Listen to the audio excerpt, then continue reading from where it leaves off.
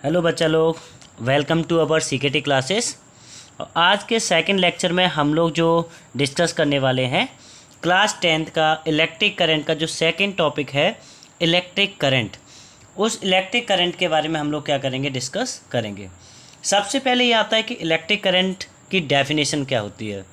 तो electric current की definition बहुत ही सिंपल है कि किसी भी कंडक्टर के अंदर से किसी भी टाइम पीरियड के अंदर जितने नंबर ऑफ चार्जेस क्या करते हैं, फ्लो करते हैं, उसी को बोला जाता है क्या, इलेक्ट्रिक करंट।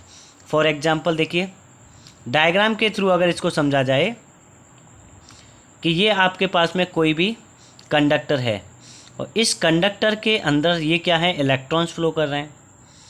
तो इस इलेक्ट्रॉन के फ्लो करने का जो डायरेक्शन है, जितने टाइम पीरियड में, मतलब टाइम टी में, इस कंडक्टर से कोई भी इलेक्ट्रॉन जो क्या करता है, फ्लो करता है, मतलब उसकी क्वांटिटी, किसकी क्वांटिटी, इलेक्ट्रॉन्स की क्वांटिटी।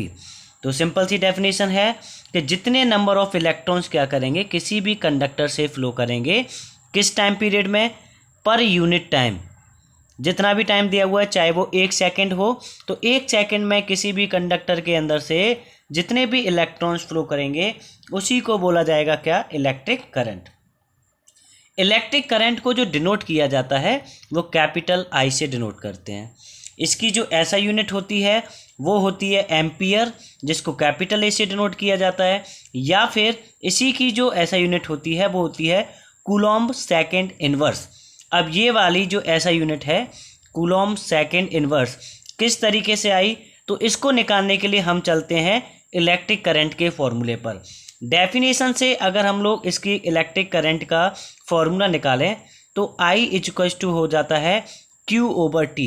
Q जहाँ पे क्या है आपका नंबर ऑफ चार्जेस, यहाँ पे क्वांटिटी ऑफ चार्जेस। किसकी क्वांटिटी है बेटा, चार्जेस की। साथ में T जो है आपके पास में, वो T डिनोट कराता है किसको, टाइम को। T डिनोट कराएगा किसको, टाइम को।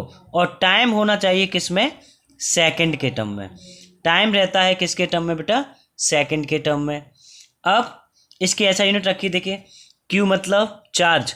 चार्ज को हम लोग कैसे डिनोट करते थे, कूलॉम से, और टाइम किस में लेते हैं हम लोग, सेकंड में। तो कूलॉम के लिए हमने C से डिनोट किया और सेकंड के लिए क्या डिनोट किया, -1, क्योंकि ये अपॉन में है। तो इसकी एक ऐसा यूनिट हो जाएगी एम्पियर और दूसरी ऐसा यूनिट क्या हो जाएगी, कूलॉम सेकंड इनवर्स। यहीं पर जो आपके बोर्ड एग्जाम में क्वेश्चन पूछा जाता है वो पूछा जाता है अबाउट 1 एम्पियर। 1 एम्पियर का मतलब क्या है कि जैसे मैं दोबारा से लौट के चलूँ अगर इसी कंडक्टर के पास में, तो मान लीजिए ये इस कंडक्टर में एक ही इलेक्ट्रॉन क्या कर रहा है, फ्लो कर रहा है। कितना इलेक्ट्रॉन, एक इलेक्ट्रॉन। तो जब आपके पास में किसी भी कंडक्टर से 1 कूलॉम्ब चार्ज, कितना चार्ज, 1 कूलॉम्ब चार्ज अगर 1 सेकंड में क्या हो रहा है, फ्लो कर रहा है, किसी भी वायर या कंडक्टर से जब 1 कूलॉम्ब चार्ज 1 सेकंड के गैप के साथ में क्या करेगा, ट्रेवल करेगा, तो उसी को बोला जाता है क्या, उनके रेशियो को बोला जाता है 1 एम्पियर। डेफिनेशन से क्लियर भी है, if 1 coulomb of charge flow through a wire in 1 second, 1 second में अगर 1 कूलॉम्ब चार्ज क्या कर रहा है, किसी भी वायर के अंदर से फ्लो कर रहा है, तो उसी को बोला जाता है आपके पास में क्या, 1 एम्पियर। अब इलेक्ट्रिक करंट का टॉपिक क्लियर होने के बाद में आपके पास में जो मेन फॉर्मूला निकल के आता है I इक्वल्स टू Q/T। इसी फॉर्मूले को हम लोग थोड़ा सा क्या कर सकते हैं, मॉडिफाई कर सकते हैं।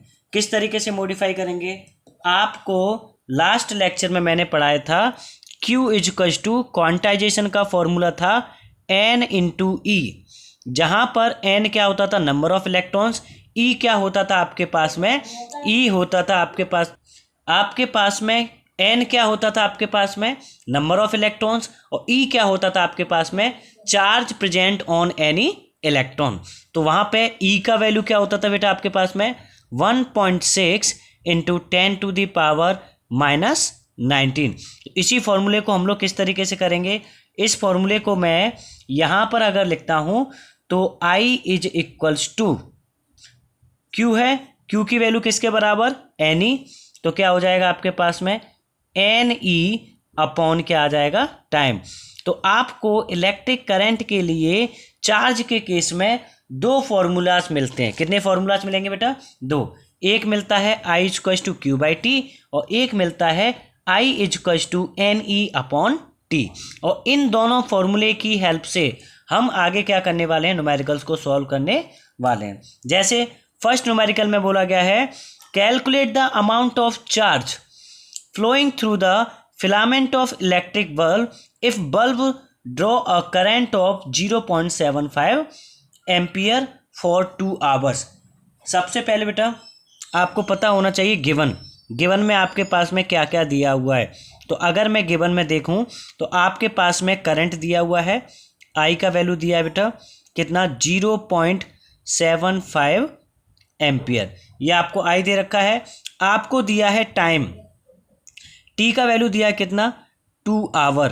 और हमें आपने देखा था ऐसा यूनिट से, ऐसा यूनिट किस में होती है, सेकंड के टर्म में। तो इस आवर को सेकंड में बदलने के लिए एक आवर में कितनी सेकंड होती हैं, 3600। तो 60 इंटू 60 कर दिया। अब मैं क्या करता हूँ, आई वाला फॉर्मूला लगाता हूँ, I is equals to Q upon T. मुझे चाहिए क्या, क्यू। तो क्यू का फॉर्मूला क्या हो जाएगा, Q is equals to I into T. Q का फॉर्मूला क्या बन गया, आई इंटू टी। अब वैल्यू पुट करते हैं, आई की वैल्यू कितनी होगी आपके पास में, 0.75 इंटू टाइम का वैल्यू कितना है आपके पास में, 2 इंटू 60 इंटू 60। जब इनको हम लोग क्या करेंगे, सॉल्व करेंगे, तो Q का वैल्यू जो आपके पास में आएगा वो आ जाएगा 5400 कूलम। अब मैंने C से डिनोट क्यों किया है, क्योंकि आप निकाल रहे हो किसको, चार्ज को, और चार्ज की जो ऐसा यूनिट होती है वो क्या होती है, कूलम। तो फर्स्ट न्यूमेरिकल का जो पूछा गया था अमाउंट ऑफ चार्ज, वो चार्ज निकल के आएगा 5400 कूलम।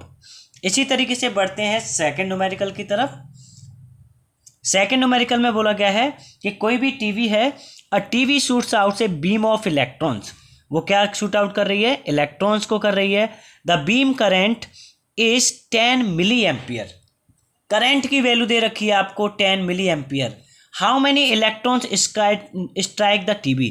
पहले पूछा गया है कि कितने number of electrons TV screen को क्या करेंगे, टकराएंगे उससे।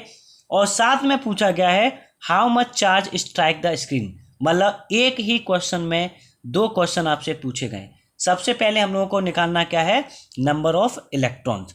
तो आप गिवन पोर्शन लिखोगे। गिवन में आपके पास में क्या क्या है बेटा, गिवन में आपको दे रखा है आई का वैल्यू। आई का वैल्यू कितना दिया आपको, 10 मिली एम्पियर। आपको पता है 1 milliampere is equals to होता है आपके पास में कितना, 10 टू दी पावर -3 एम्पियर। आपके पास में 1 मिली एम्पियर नहीं है, आपके पास में कितना है, 10 मिली एम्पियर। तो ये कितना बन जाएगा, 10 into 10 to the power -3 ampere.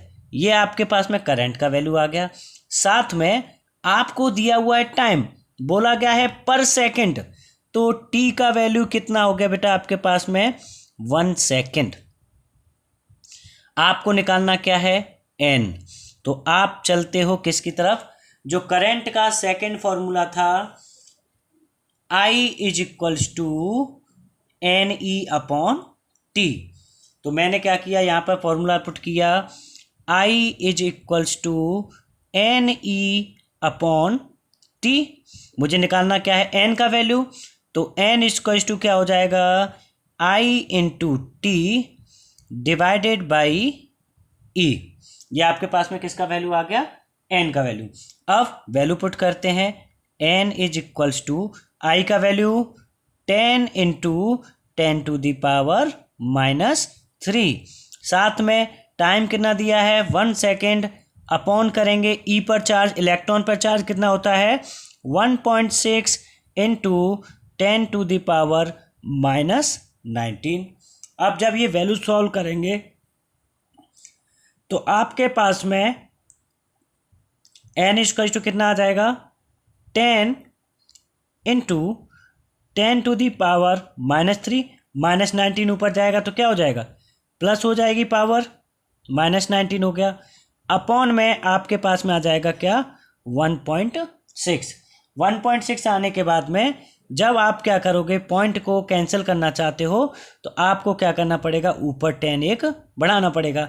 तो n = क्या आ गया आपके पास में, 10/16 इंटू 10⁻16 आना चाहिए था, क्योंकि 19 में से 3 जाता तो कितना हो जाता, प्लस का 16, और एक 10 आपके पास में ये वाला मौजूद है, तो आपके पास में कितना हो जाएगा, 17। अब 2 से डिवाइड कीजिए, 10 को 2 से डिवाइड किया 5 टाइम्स चला गया बेटा, और आपने 2 से इसको डिवाइड किया 8 टाइम्स, तो n की जो वैल्यू आ गई वो आई आपके पास में 0.625 इंटू 10⁻17, ये वैल्यू आ चुकी है।